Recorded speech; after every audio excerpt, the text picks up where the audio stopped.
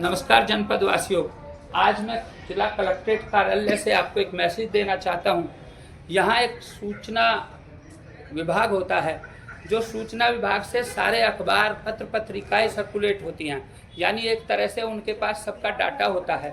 जब उनका हम डाटा मांगते हैं, पत्रकारों का डाटा मांगते हैं, आरटीआई के तहत मांगते हैं तो नहीं देते हैं, और किसी दूसरे तरीके से, जबकि जो सूचना विभाग है या तो उनको सारा डाटा वेबसाइटों पर डाल कर रखना चाहिए। पूरे देश को और जनता को पता होना चाहिए कि जिले से कितने अखबार निकलते हैं, कितने छपते हैं, कितने नहीं छपते हैं, कौन सी प्रेस से छपता है, कौन सी प्रेस से नहीं छपता है। ये एक बड़ा घोटाला है, और यहाँ इस घोटाले में न केवल जिला सूचना अधिकारी कार्यालय संलिप्त है, बल्कि इसमें LIU और पुलिस विभाग जैसे विभागों से भी रिपोर्टें आती हैं। और इसके जो मूल चीज़ें हैं, ये ज़्यादातर प्रेस एक्ट के तहत चीज़ें जिलाधिकारी के तहत होती हैं। जिलाधिकारी महोदय से शिकायत की जाती हैं। जिलाधिकारी महोदय की सोच ये होती है कि हम अपना काम करें। अरे हमारा काम ही ये है कि जिले में जितने भी गलत अखबार और जितने गलत पत्रकार हैं, हम उनके चुट्ठे खोलें। हमारा काम ही ये है कि जिन पर 420 के, जिनके पति पत्नी तक 420 में जेल रहे हैं, एक दो नहीं दर्जनों मुकदमे जिन पर रहे हैं, उनके यहाँ अखबार अप्रूव कैसे हो गए, उनके शस्त्र लाइसेंस कैसे हो गए। मैंने पीछे शस्त्र लाइसेंसों की RTI डाली थी तो नहीं मिली। क्यों पूरा सिस्टम जो है इन लोगों को बचा रहा है? क्या सोच रहे हैं कि मैं रुक जाऊंगा? मैं नहीं रुकूंगा। हर आदमी मुझसे समझौते के लिए तैयार है, मैं समझौते का ही बात के करूं? अरे जो फर्जीवाड़े हैं, जो फ्रॉड लोग हैं, उनके खिलाफ जिलाधिकारी या सक्षम अधिकारी जो भी हैं, पुलिस अधिकारी, वो कार्रवाई करें। सैकड़ों की तादाद में हमारे द्वारा प्रार्थना पत्र CP महोदय को, संबंधित थानों को दिए हुए हैं। हमने आबकारी विभाग को भी बहुत सारे लेटर्स दिए हुए हैं। कार्रवाइयां नहीं होती हैं, क्या करें? मैं कहना चाह रहा हूं कि जो ये फर्जीवाड़ा चल रहा है पत्रकारिता के नाम पे, 2 क्लब जिले में बना रखे हैं, इनकी जांच हो, इनकी सूचियां।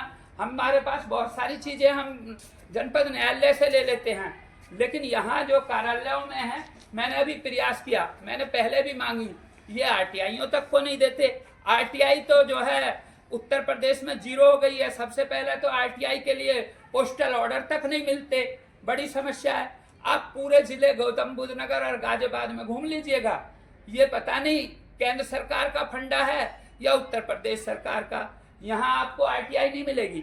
और आपने RTI डाल भी दी तो वो सेकंड अपील में जाएगी। फर्स्ट अपील अधिकारी इन्हीं का वो होता है। RTI क्यों नहीं मिलती?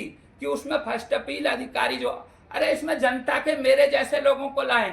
ये कांग्रेस का दिया हुआ एक्ट था, उन्होंने ये सोच के बनाया था कि ईमानदारी से काम चलेगा।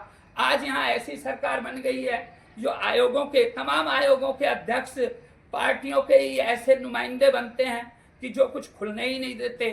पीछे कुछ अच्छे अधिकारी रहे RTI, उसमें वो दे दिया करते थे, लेकिन आज RTI एक्ट जो है ऐसी हालत हो गई है कि आप मांगो भागते रहो, मिलेगा ही नहीं। क्यों? क्योंकि इसमें सभी जो इसमें जनसूचना अधिकारी होते हैं, जब आप उसके कार्यालय की सूचना मांगते हो तो उसे पता लग जाता है कि ये आपके कार्यालय का घोटाला खोल रहे हैं। ये तमाम तरह की बातें करेंगे। जो प्रथम अपीलीय अधिकारी होता है वो भी उसी कार्यालय से संबंधित होता है। जिले से संबंधित कोई, आप जिलाधिकारी महोदय के कार्यालय से संबंधित में शस्त्र की, यदि शस्त्र केवल जिले में जिन लोगों को हथियार दिए गए हैं उनकी लिस्ट दे दी जाए तो मैं बता दूंगा वो सारे उन लोगों पे गए हैं जो प्लॉट कब्जाते हैं, जो लोग अवैध चीजों में संलिप्त हैं, अवैध कार्य कर रहे हैं। लेकिन क्यों छुपाए रखते हैं, क्यों नहीं देते? मेरी RTI यह रही, महीनों तक कोर्ट बना देते हैं, उन्हें फर्स्ट अपील के निस्तारण में ही इतना वो कर देते हैं कि आदमी तंग हो जाता है। इतने घोटाले हैं। मैंने पीछे जो है एक वो थे रजिस्ट्रार ऑफ सोसाइटी, उनसे RTI मांगी, देके ही नहीं देते। पूरा जितनी भी जिले की सोसाइटियां बनी हुई हैं उनमें जगह जगह अध्यक्ष और उपाध्यक्ष के पदों को लेकर या आधे इधर लड़ रहे हैं, आधे उधर लड़ रहे हैं, कोई खुल के नहीं बोल रहा है। सच में गेम वो कर रहे हैं जो ब्यूरोक्रेट्स बैठे हैं। अब ये लड़ाई ब्यूरोक्रेट्स तक भी जाएगी। मुझे नहीं है इस बात का डर कि तुम 2-4 FIR मेरे नाम दर्ज कर लोगे, कर लेना, मैं जमानतें करवा लूंगा। हाई कोर्ट है, अभी जुडिशियली है, जुडिशियली ही मेरे जैसे लोगों को बचा रही है। अन्यथा ये लोग तो पता नहीं कद मुझे सीवर में डलवा दें, क्योंकि इनकी पोल खुलती है।